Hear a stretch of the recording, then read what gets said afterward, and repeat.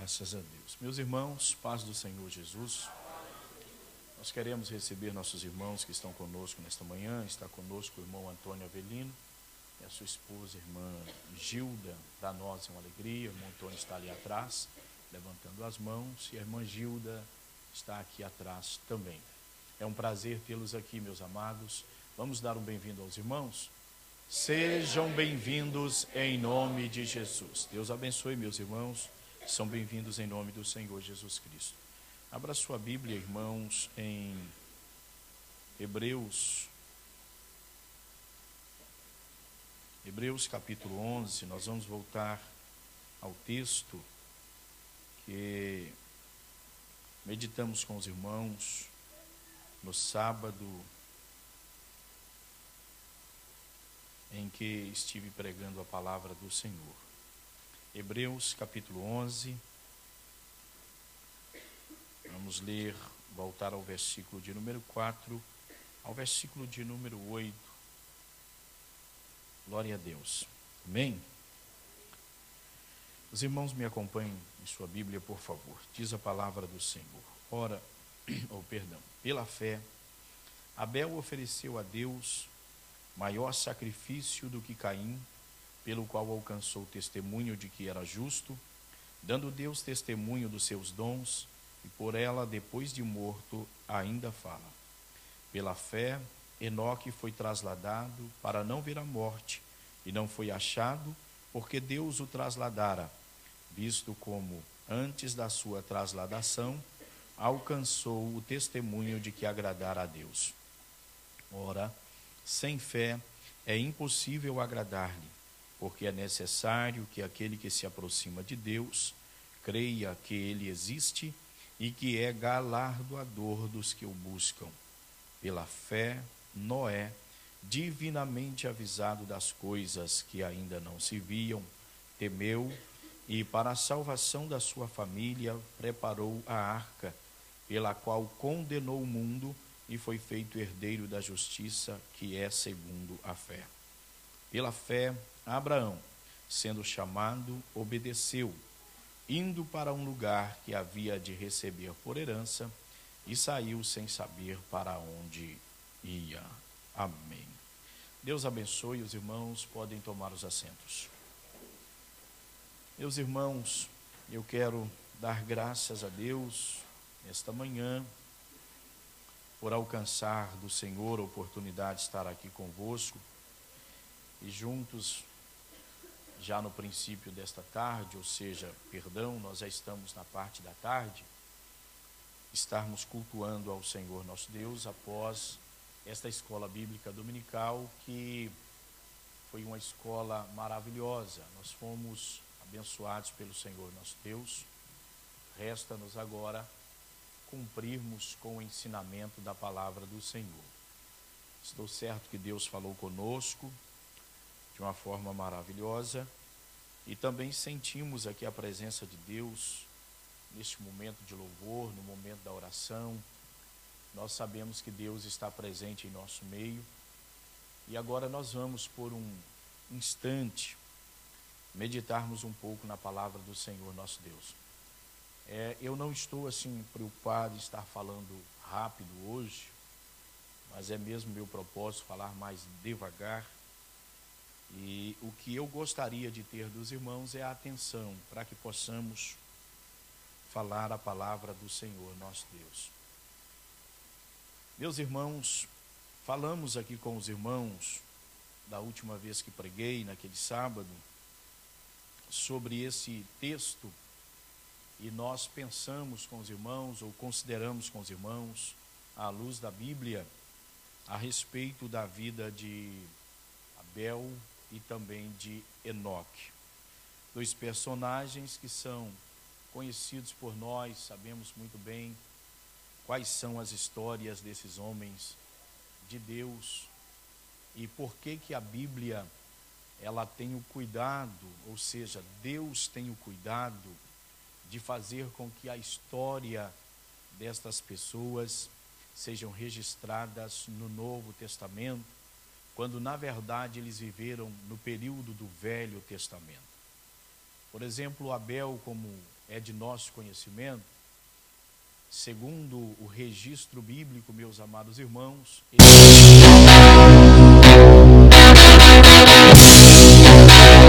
e teve uma vida muito curta. Nós percebemos que a vida dele foi curta, porém o período que viveu fez com que Deus, por seu cuidado, registrasse a respeito da sua vida no Novo Testamento. E não é só Hebreus que nos fala sobre Abel. A Bíblia também nos fala, em outra parte do Novo Testamento, a respeito da vida deste homem que foi fiel ao Senhor nosso Deus.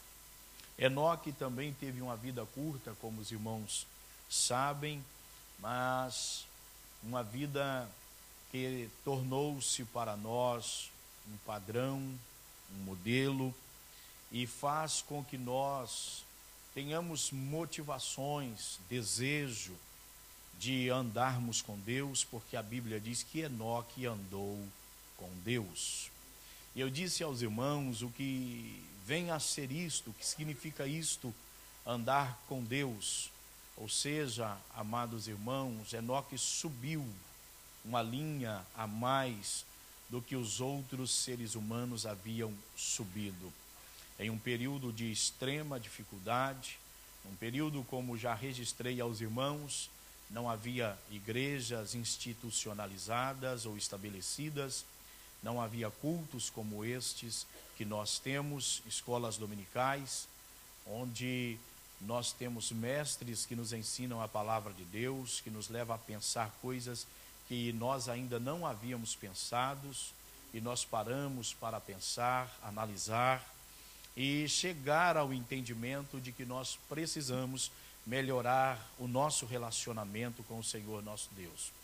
Veja bem que o período que esses homens viveram não foi o período como nós vivemos. Viveram períodos difíceis, e num período, como já disse aos irmãos, que não havia cultos como estes. Eu paro e penso por vezes, irmãos, quantas mensagens que cada um de nós ouvimos dentro do ano. Quantos ensinamentos que nós recebemos dentro de um ano. Quantos hinos, irmãos, que nós ouvimos dentro de um ano. E quanta oportunidade nós temos para pegar a Bíblia e meditar nela dentro do ano. Aliás, eu aproveito esta oportunidade e faço uma pergunta aos irmãos. Por vezes, até dá vontade de perguntar a cada um particularmente, mas eu não vou fazer isto, pois eu poderia provocar aqui um sabor muito grande, levar alguém a ficar desconcertado, e não é essa a minha intenção. Mas quantos capítulos da Bíblia foram lidos nesta semana por você? Qual foi o tempo que você tirou para ler a Bíblia? Os irmãos já perceberam que nós professamos uma fé que nós não sabemos defini-la? Nós professamos uma crença que nós não sabemos, na verdade, manifestar o fundamento dela? E estamos sujeitos a qualquer momento sermos chamados para apresentar a fundamentação da nossa fé. O porquê que nós cremos no Cristo, o porquê que nós cremos na Bíblia. Se alguém te perguntasse, você que está aqui nesta manhã, como se não tivesse, mas está aqui, então escute. Se alguém te perguntasse se a Bíblia é credível, o que você responderia? Se perguntasse a você, e por que você pode crer na Bíblia? Qual seria a sua resposta? Será que tem sido em vão as suas vindas à escola dominical? Será que tem sido em vão a sua vinda a esta casa nos cultos de ensinamento e nos cultos de adoração ao Senhor nosso Deus? Irmãos, mediante o que nós recebemos de Deus, nós pouco crescemos. Mediante o que Deus dispensa sobre nós, nós pouco crescemos. Nós temos crentes, por exemplo, que valorizam mais profecias do que a Bíblia. Isso é crente sem crescimento. Isso é crente sem crescimento. Nós temos crentes que valorizam mais milagres do que salvação. Isto é, crentes sem crescimento. Nós temos crentes que valorizam mais o louvor com aquela falácia, embora ela seja verdade, mas na boca das pessoas isso acaba por ser uma falácia. É que no céu o louvor vai perdurar. e a palavra não vai estar lá. Na cabeça desses despreparados, o louvor é mais importante. Sem palavra de Deus ministrada às nossas vidas, sua fé não tem crescimento, sua fé não tem qualidade. O porquê de muitas pessoas estar enfrentando problemas, ou estar enfrentando dificuldade espiritual, quando vem a fúria do adversário, quando os problemas, a problemática da vida aparece, quando a sua fé é colocada à prova, o porquê que algumas pessoas escorregam para a esquerda ou para a direita? Exatamente porque não observam o que Jesus falou. Eu comparo o homem prudente àquele que ouve as minhas palavras e as coloca em prática. Não é só o fato de ouvir a palavra de Deus, mas é o fato de nós vivermos a palavra de Deus. A palavra de Deus tem que viver dentro de nós, ela precisa crescer dentro de nós. Estamos vivendo, irmãos, um período de uma igreja deformada. E quando eu estou dizendo uma igreja deformada, eu não estou aqui me dirigindo aos crentes que se prezam, que cuidam, que velam pela sua comunhão com Deus. Eu estou dizendo os desavisados que andam juntamente conosco, que dão mau testemunho, que às vezes compram, não pagam, que às vezes mentem descaradamente, que às vezes caluniam, que às vezes difamam, que não importa com a forma como veste, que não importa da forma como fala, tem nome de crente, mas vive como ímpios, e é pior, porque ele carrega sobre si o nome de Jesus. A gente tem que pensar que sobre nós está o peso do nome do Senhor nosso Deus. Não é o fato de nós chegarmos aqui à frente e pregarmos que assegura a nossa salvação. Não é o fato de nós chegarmos aqui e cantarmos até bem, que assegura a nossa salvação. Ora, irmãos, tudo isto é resultado do nosso relacionamento com Deus. Para que eu pregue a palavra do Senhor, meu Deus, para que eu louve, aquilo que eu louvo e que eu prego deve ser verdade na minha vida. Eu devo viver aquilo que eu estou pregando, ou aquilo que eu estou cantando. Eu preciso saber o que é que eu prego, o que é que eu canto, para que isto tenha valor. Ao contrário, minha amada irmã que gosta de cantar, meu amado irmão que gosta de pregar, isso não tem efeito nenhum. Nós vivemos dias difíceis, mas lembro os irmãos que a fé que Enoque possuía deu a ele todo o suporte para ele a cada dia estar mais próximo do Senhor nosso Deus. Deu a ele a capacidade de resistir todos os problemas, todas as dificuldades, as tentações, o chamamento da carne. Porque nós, por sermos crentes, servos de Deus, não significa que não sejamos tentados. Ser tentado é uma coisa, ceder à tentação é outra.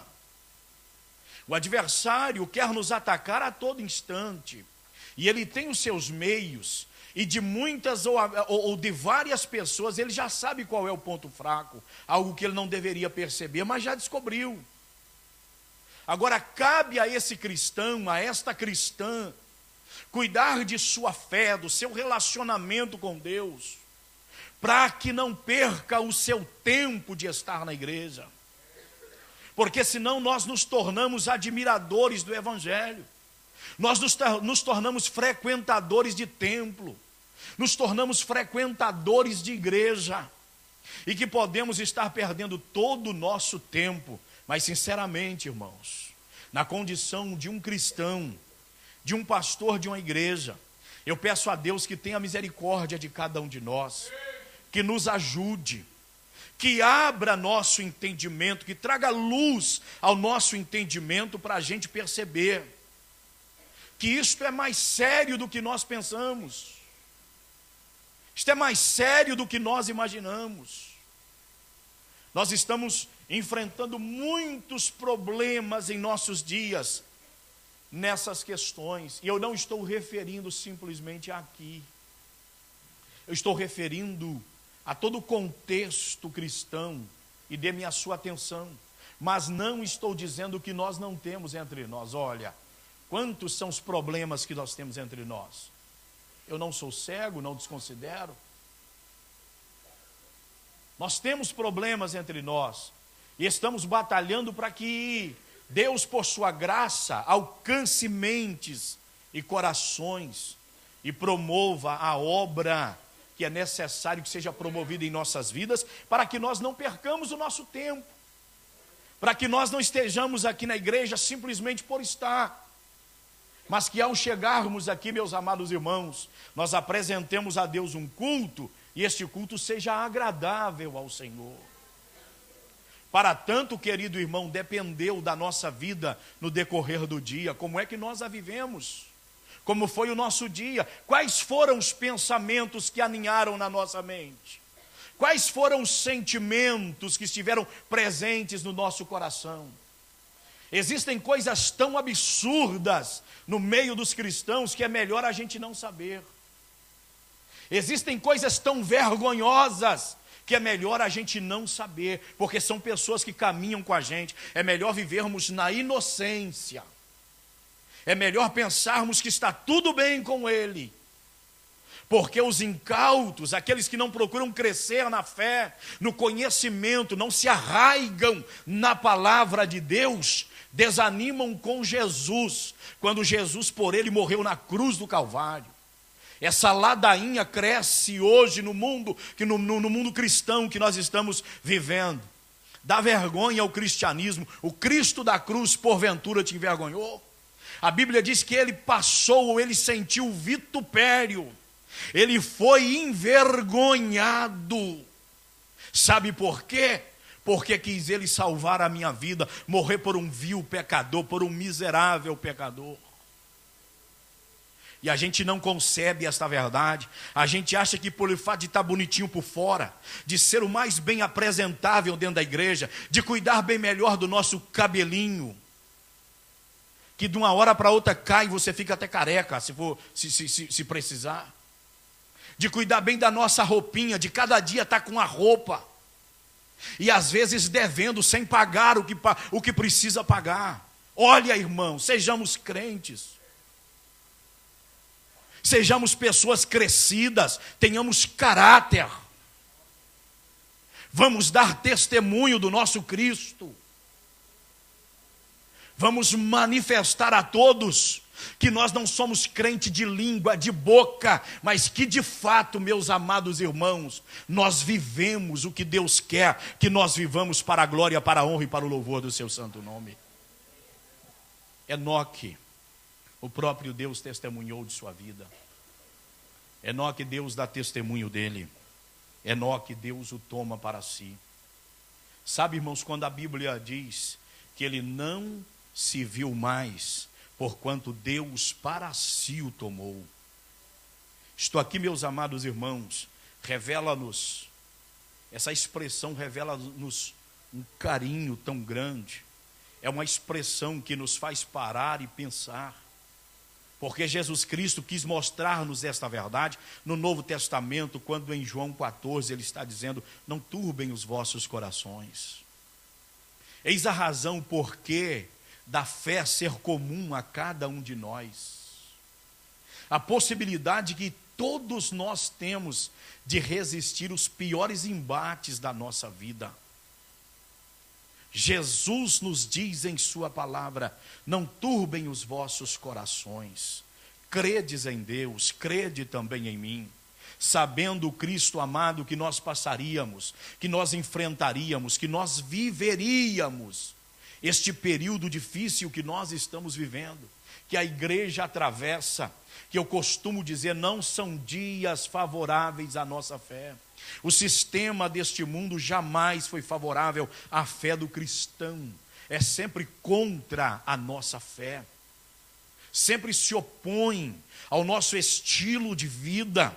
E que não é um estilo simplesmente porque nós queremos, mas é um estilo porque está de acordo com a vontade do Senhor Jesus Cristo revelada na sua palavra. O mundo não favorece coisas que ajudam a nossa fé, pelo contrário, o mundo opõe-se à nossa fé. Preste-me atenção. Quanto mais você propor no seu coração ser fiel a Deus, aproximar de Deus, viver com Deus, relacionar com Deus, não para se aparecer, para exibir, porque dons de Deus não são para a nossa promoção. Dons de Deus são ferramentas para que nós trabalhemos e trabalhemos bem dentro do reino de Deus. Deus nos dá por graça e bondade, para que prestemos um serviço com qualidade, para que façamos o que a sua obra precisa. Quanto mais você propor receber de Deus, ter de Deus, aprender de Deus, viver com Deus, com o propósito de agradar o coração do Senhor nosso Deus, não espere facilidades, mas se prepare para adversidades, se prepare para ataques, se prepare para constantes batalhas. Isto é algo que virá contra a sua vida. Porém, meu irmão e minha irmã, não é isto que deve nos fazer desfalecer. Essas coisas têm que fazer a nossa fé crescer. Batem nos discípulos, levam eles para serem presos, depois os apresentam aos magistrados, 2 deles, e diz a eles, sabendo que não os podem deter, diz a eles: vocês vão embora, mas é-vos proibido falar no nome do Cristo que vocês pregam. Eles então tomam a palavra e diz: julgai-vos se é lícito obedecer aos homens e deixar de obedecer a Deus. Nós não podemos parar de falar daquilo que nós vimos e daquilo que nós ouvimos. Daquilo que nós ouvimos e daquilo que nós vimos. Sabe o que diz a Bíblia, meus amados irmãos, em relação a esses homens? Que eles vão embora, e quando chegam no cenáculo, reúne com a igreja, e eles levantam a Deus uma oração, e ao levantar a Deus esta oração, eles dizem: ó Senhor, o Senhor sabe que eles querem que nós paremos, mas eu te peço, meu Senhor, que estenda a tua mão sobre nós e nos dê ousadia, para que falemos ousadamente em teu nome, e enquanto nós falamos, estende as tuas mãos para curar. E diz-nos a Bíblia que Deus moveu o lugar onde eles estavam, o cenáculo foi movido pelo poder do Senhor nosso Deus. Eu vivo muito preocupado porque houve uma época da igreja, houve um período da igreja. Irmãos, eu tenho 43 anos, por graça e bondade, nasci num lar evangélico. Desde que cresci, que me entendi por gente, eu venho acompanhando a história da igreja, e quantas coisas mudaram. Muitas nos ajudam demais, mas eu percebo que a atitude de muitos crentes já não são mais a mesma, ou não são mais as mesmas, porque a luta no passado fazia cristãos crescer, faziam cristãos aproximar de Deus. Hoje luta faz cristão choramingar, reclamar, faz os cristãos fazer o quê, irmãos? Desistir de sua vivência com Deus, do seu relacionamento com Deus. Foi dito aqui nesta manhã, na cabeça de tais pessoas, Deus falha com ele. É impossível Deus falhar. É bom a gente percorrer todo o nosso caminho para trás. É bom nós analisarmos toda a nossa vida e vermos o que há de errado, o que houve de errado, porque é impossível Deus falhar. Deus não falha. Ele nos prova e tem todo o direito de nos provar. Ele nos disciplina e Ele é Pai. Ele tem todo o direito de nos disciplinar. Mas se tiver alguma coisa errada, não é com teu Deus. Se tiver alguma coisa errada, não é com o nosso Deus. Se tiver alguma coisa errada, tenha certeza, mentalize isto: aconteceu com você, aconteceu comigo. Alguém errou, mas Deus não erra, Deus não falha. Dizer para os irmãos que é fácil por vezes enfrentarmos tais situações, eu estaria negando, mas é possível enfrentarmos e vencermos. A fé foi concedida a cada um de nós, para que nós tenhamos perspectiva. A gente sabe que o arrebatamento virá, o arrebatamento acontecerá. Eu fico pensando se Enoque, pense comigo, se Enoque, indagado, questionado, o porquê de viver uma vida daquela forma. E ele dizer, porque sei perfeitamente que é o que Deus quer do ser humano. Sei perfeitamente que Deus agrada. Provavelmente teve pessoas que disseram para Enoque, contextualizando hoje, isso não dá em nada. Como algumas pessoas também não creem que Jesus Cristo vai voltar para buscar a sua igreja. Felizes aqueles que dormem seguros de que Jesus voltará para buscar a sua igreja. Felizes aqueles que acordam com a esperança da eminente volta de nosso Senhor Jesus Cristo. Porque a volta de Jesus Cristo é real. Jesus virá buscar a sua igreja. E como a Bíblia diz que Deus para si o tomou, veja o nosso Cristo dizendo para nós em João 14, não se turbem os corações, os vossos corações, crede em Deus, crede também em mim. Problema, meus irmãos, é o cuidado que nós não temos com a nossa fé, com a nossa crença. Jesus está dizendo, crede em Deus, crede também em mim, indiferente do circo. Indiferente do círculo, indiferente do contexto, do que estiver à vossa volta, crede em Deus, crede também em mim. Se você crê em Deus, olha, se você crê em Deus, você confia nele. Se nós cremos em Deus, nós confiamos nele. Se nós cremos em Deus, nós temos perspectiva de uma vida melhor. Nós sabemos que estamos aqui de passagem, nós não ficaremos aqui para sempre. Pode ser até que Cristo nos chame antes do arrebatamento, mas morreremos na certeza de que haverá um dia que o Senhor Jesus Cristo se apresentará nas nuvens. E aqueles irmãos nossos, ou se nós tivermos descido à sepultura, a Bíblia diz que nós ressuscitaremos primeiro. Aleluia. Jesus está dizendo, crede em Deus, crede também em mim. Na casa de meu pai há muitas moradas. Eu tenho que conviver com a possibilidade, com a hipótese de ter irmãos, haver irmãos que nós amamos profundamente, que nós desejamos com toda a abrangência da nossa alma, o de melhor para ele aqui. E pode ser que ele não tenha uma casa própria aqui nesta terra, mas o Senhor Jesus Cristo disse, crede em Deus e crede também em mim. Na casa de meu pai há muitas moradas. Aleluia. Bendito seja para sempre o Senhor nosso Deus. Os que não têm casa sua aqui própria, terão com nosso Senhor Jesus Cristo. Lute por uma aqui. Não há nenhum problema. Deus não impede que nós lutemos por estas coisas. Dignamente, mas preste-me atenção. Não viva como menos. Não viva como um coitadinho e moribundo. Porque você reflete o caráter de Deus na sua vida. Porque Deus é no seu viver. Se há uma pessoa importante numa cidade, é aquele que teme ao Senhor e anda nos seus caminhos. É aquele que serve ao Senhor nosso Deus.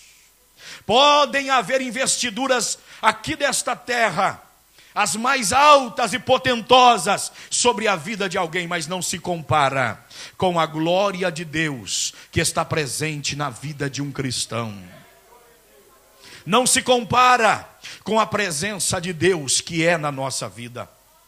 Se eu compreendesse essa verdade, se cada cristão compreendesse essa verdade, nossos cultos inclusive seriam diferentes. Às vezes, irmãos, não obstante o contexto que nós enfrentamos, as lutas que nós passamos, os irmãos há de convir comigo, que nós somos uma igreja, irmãos, que enfrentamos problemas, que são problemas que outras pessoas às vezes não enfrentam, mas nós aqui brasileiros, estou referindo a nós brasileiros, preste-me atenção, nós convivemos com distância de muitas pessoas que nós amamos, de onde nós nos originamos, pessoas que nós gostaríamos de ver. Algumas pessoas estão distantes de familiares, 8 anos, 10 anos, talvez mais do que isso. E nós somos humanos, isto nos custa, isto dói. Porém, meus amados e queridos irmãos, aprendemos nesta manhã que o gozo que nós temos em nosso coração, ele faz parte, é um dos caracteres do fruto do Espírito. Ele faz parte do fruto do Espírito. Ele não é um momento, ele é um estado. Como pode o cristão despedir do ente querido no caixão e estar dizendo, estou alegre, porque ele foi com Jesus? Sua alma está dilacerada, seu coração está aflito, mas ele tem a certeza de que esta é uma perda momentânea, é um até breve e não um adeus, porque morreu na esperança. E Jesus vem aí, irmãos. Jesus vem aí. Jesus está vindo aí. E a sua palavra é esta: não turbem os vossos corações. Credes em Deus, crede também em mim. Na casa de meu pai há muitas moradas. Se não fosse assim, eu vos teria dito, pois vou vos preparar lugar. E se eu for e vos preparar lugar, eu virei outra vez, aleluia. E promessa gloriosa, bendita, que renova as nossas forças. Eu virei outra vez, e olha que expressão tão carinhosa, e vos levarei para mim mesmo. Isto faz o nosso espírito vibrar de alegria. Nosso amado, há pessoas nesta terra que nos julgam tão pequenos, que julgam-nos até como insetos, como de menos importância sobre esta terra. E o Deus Criador do universo, que se fez carne e habitou entre nós, e vimos a sua glória como a glória do unigênito do Pai, cheio de graça e de verdade.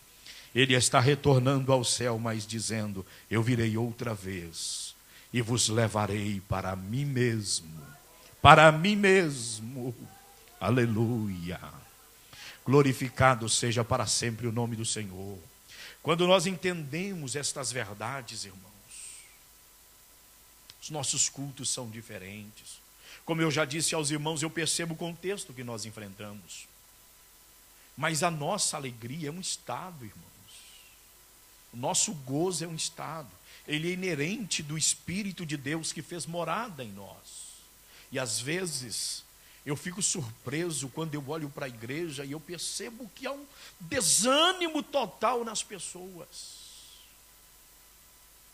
Eu percebo que as pessoas estão presentes com o corpo, mas não está presente com o seu espírito. Pouco absorve do culto. Olha, irmãos, em cada culto Deus dispensa as suas bênçãos. Em cada culto Deus dispensa a sua glória. Em cada culto, meus amados irmãos, Jesus está presente. Você sabe de fato que Jesus está aqui agora? Você consegue conceber a verdade que o céu está aberto sobre nós neste lugar? Que nós não estamos aqui só? Como deveria ser nosso comportamento diante desta beleza?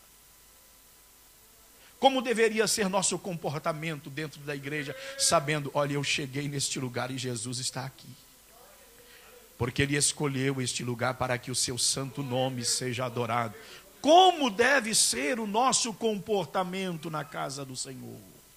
Como nós devemos nos apresentar a Ele em louvor e adoração? Eu me pergunto às vezes se todos os crentes têm prazer em estar na igreja. Eu me pergunto às vezes se os crentes se deleitam em estar aqui, se alegram, se derramam perante o Senhor, perante aquele que verteu o seu sangue para salvá-lo. Sabe, irmãos, e que nós às vezes não prestamos a Ele a adoração que lhe é digna, que Ele merece. Às vezes nós professamos com a boca. Esta verdade está explícita tanto no Velho quanto no Novo Testamento. Jesus carregou-a para o Novo Testamento. Lá em Isaías está a expressão, é o Deus Jeová dizendo: esse povo me honra com os lábios, mas o coração está longe de mim. E vem Jesus agora carregando esta verdade, esse princípio para o Novo Testamento: honra-me, mas é com os lábios, o coração está distante de mim. Eu disse aos irmãos no sábado que na oferta nossa deve ir nosso coração, na oferta nossa deve ir a nossa vida. E eu não estou dizendo oferta restrita a dinheiro, money.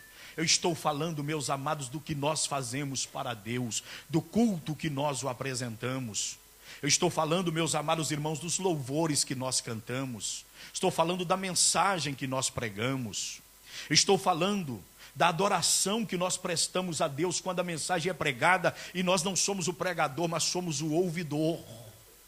Nós prestamos atenção, absorvemos a palavra, pedimos: fala, meu Senhor. Eu sei que o pregador é limitado, mas é o Senhor que dá graça. Há uma igreja que precisa ouvir tua voz.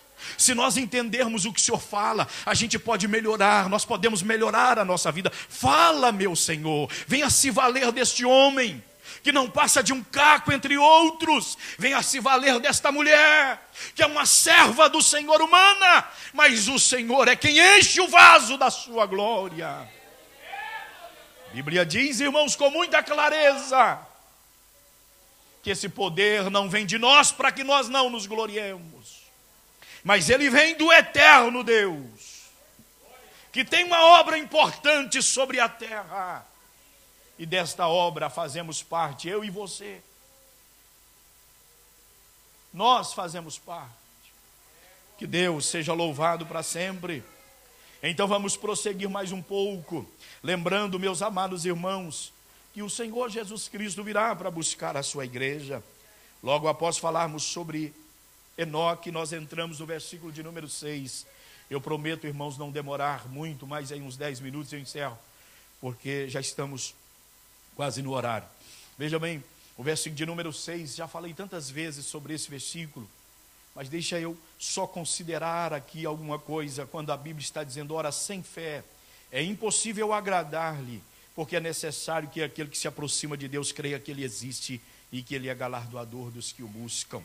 Meus amados irmãos, a nossa fé, ela deve ser o tipo de fé, lembremos lá, que se apresenta a Deus, que cria suporte e base para nós não nos corrompermos, mas permanecermos fiéis ao Senhor. Ela deve ser essa fé que nos leva a agradar a Deus, a aproximar de Deus, a crer que Ele existe. Quando a minha tradução está dizendo que Ele existe, uma mais chegada ao original está dizendo assim, que Ele é real. Ele é real. Ou seja, isso é realidade, isto é fato. Nós precisamos crer assim. Ele não crê, mas eu creio. O cientista não crê, o que me interessa, eu creio. Não andamos por vista, nós andamos por fé. Nós andamos na contramão do mundo. Fulano negou a existência de Deus e eu com isso, eu sinto Deus na minha vida. Eu me relaciono com Ele. Eu ouço Ele falar comigo, eu falo com Ele. Chegou a época das coisas invadir as casas, porque tudo está à distância de nós de um clique. É só clicar e você vê de tudo. E sabendo que este mundo jaz no maligno, o adversário trabalha dia e noite, e ele trabalha para afetar mentes e corações. Se o adversário dominar uma mente, ele domina o resto do corpo. Então a nossa mente constantemente deve ser exercitada pela palavra de Deus. Por isso que a Bíblia diz que o ideal quando nós nos reunimos é termos salmos, é termos cânticos espirituais. Quando nós nos reunimos, é lembrarmos que o culto de ontem foi uma maravilha. É lembrarmos que na palavra Deus falou profundamente com a gente. É lembrar que ninguém sabia que eu estava passando por essa situação. Mas que interessante, na hora da mensagem, ou na hora do hino, veio como flecha.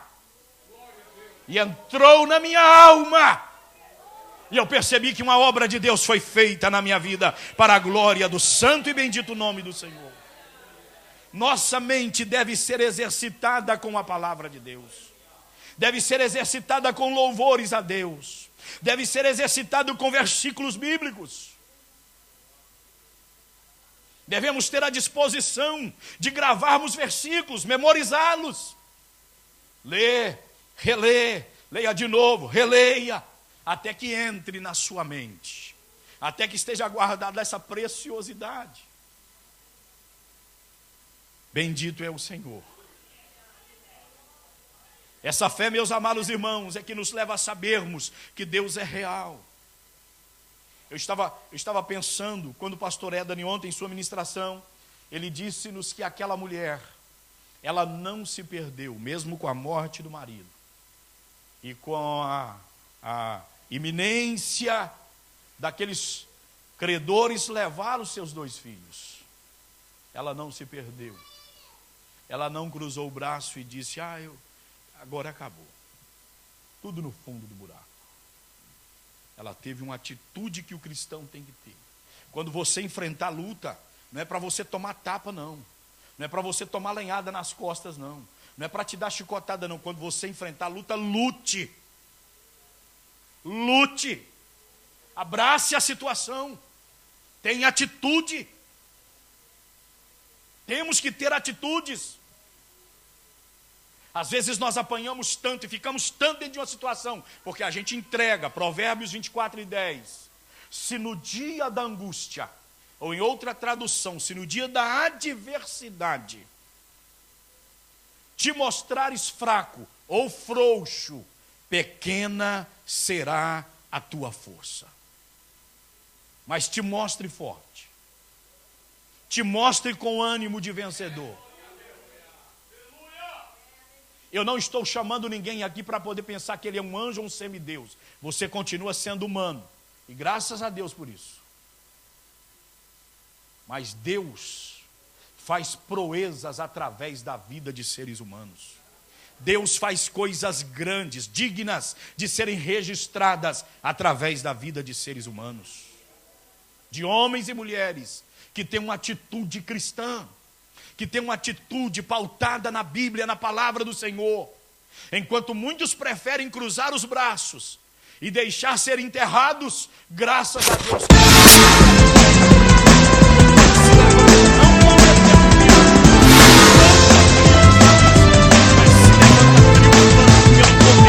De nosso Senhor Jesus Cristo, porque a Bíblia diz, e é num contexto dificílimo que Paulo está dizendo, foi lido pelo pastor Luciano, embora ele não chegou lá.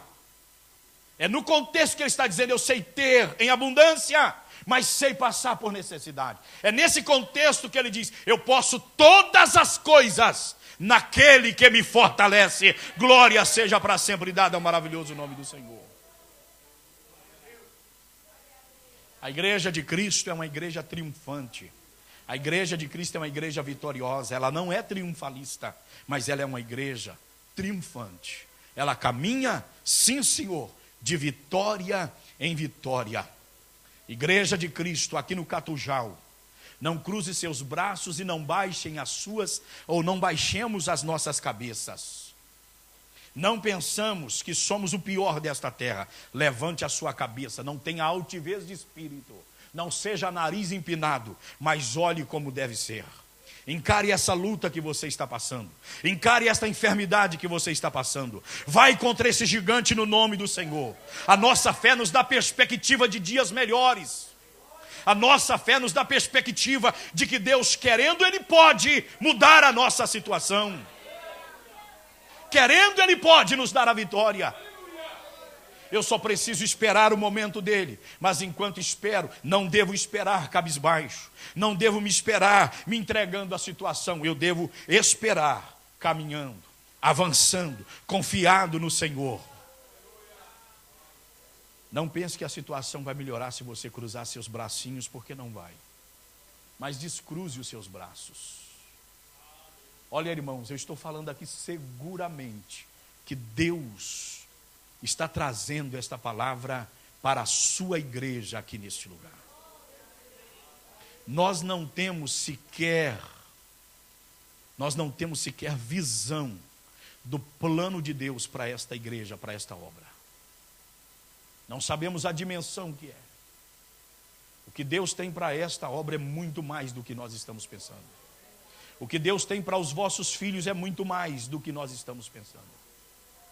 Pela fé, tem a atitude de preservar seus filhos, de guardar seus filhos, de incutir neles a palavra do Senhor. Porque há planos grandes de Deus para esta obra, para esta igreja, para as nossas vidas. Glória seja para sempre dada ao maravilhoso nome do Senhor. Então, meus amados, como disse, eu achei muito interessante a expressão que o pastor Éder usou, porque aquela mulher não se perdeu. Nós observamos tantos crentes perdidos, que não sabe se vai para frente, se vem para trás, se vai para a esquerda, se vai para a direita. Nós não podemos nos perder diante das lutas. Contextualize, assente-se por um momento, faça uma oração a Deus e peça a Ele: Senhor, dirija meus passos. Senhor, guia meus passos. Olha, há coisas tão básicas na Bíblia que nós não percebemos. A Bíblia diz que em Deus não há mudança, nem sombra de variação. A Bíblia diz que Deus é Deus de paz e não é Deus de confusão. O coração está confuso? Então fique quieto. Espere Deus direcionar a sua vida. Em Deus não há confusão. Deus é Deus de paz. Deus é Deus de paz. Em Deus não há mudança, não há sombra de variação. Deus não está fazendo uma coisa hoje, amanhã, e chega para você e fala: eu paralisei esse plano, agora eu tenho outra coisa. Deus não é assim, irmãos. Em Deus não há mudança, não há sombra de variação. Deus começa e Ele termina. E diz-nos a Bíblia com muita clareza, e que Ele seja louvado por isto, que Ele é poderoso para fazer além do que nós pensamos ou imaginamos, para a glória do seu santo nome. Debaixo das mãos do Senhor irá tudo bem. Na presença do Senhor irá tudo bem. Tudo caminhará bem na presença do Senhor. E maravilha o hino da harpa.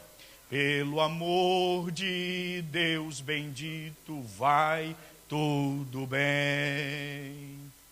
Seu amor é infinito, tudo está bem. Debaixo das mãos do eterno Deus vai tudo bem. Eu sempre me lembro do testemunho da mulher da Bíblia lá, da mulher de Sunem, que o filho está morto, e ela encontra com Geazi, e Geazi diz para ela: olha, o meu senhor mandou te perguntar, tudo bem contigo, com teu filho, com teu marido? Irmãos, nós não fazemos assim, você sabe que não. Nós sempre, quando encontramos com alguém, falamos assim: está tudo bem? Alguns são mais cuidadosos e falam no geral: e a sua família, vai bem? Mas a palavra, aquilo não veio por acaso, irmãos. Não está na Bíblia por acaso. O moço chegou e, amando de Eliseu, perguntou: vai tudo bem contigo? Vai tudo bem com o teu marido? Vai tudo bem com o teu filho?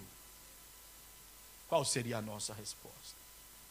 E a mulher disse: vai, tudo bem. Você só encontra uma resposta para isso. Ela estava dizendo: olha, confiado no Deus que deu, está tudo bem. Confiada no Deus de Eliseu, está tudo bem. Olha, confiada em Deus, mesmo com a enfermidade, vai tudo bem. Confiada em Deus, mesmo que você esteja passando por provas financeiras, vai tudo bem. Confiado em Deus, mesmo que teus filhos não estejam da forma como você gostaria que estivesse, mas vai tudo bem. Porque todos os dias você tem o cuidado de apresentá-los ao Senhor e dizer: Senhor, o melhor é o Senhor trabalhar na vida dele. Trabalhando talvez eu falhe, eu erro, mas o Senhor sabe trabalhar. Então trabalha na vida do meu filho. Eu vou confiá-lo ao Senhor, eu vou confiá-la ao Senhor. O Senhor sabe trabalhar, e Deus sabe trabalhar.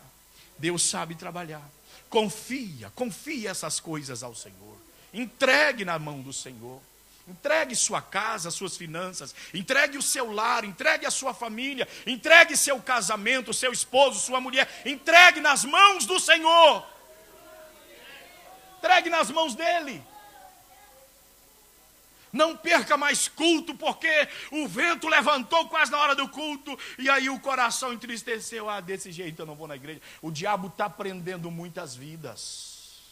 O culto acontece, alguém ficou em casa entristecido, continua entristecido, dormiu triste. acordou triste demais, perdeu o culto, não alimentou da palavra, a sua alma tem sede de Deus, o nosso espírito também. Congregar é importante. Quem disse que não? Estar aqui reunidos nesse calor glorioso, eu poder olhar para a sua face, você olhar para a minha face, você é meu irmão, você é minha irmã, e eu sou o irmão de todos. Isto é muito importante,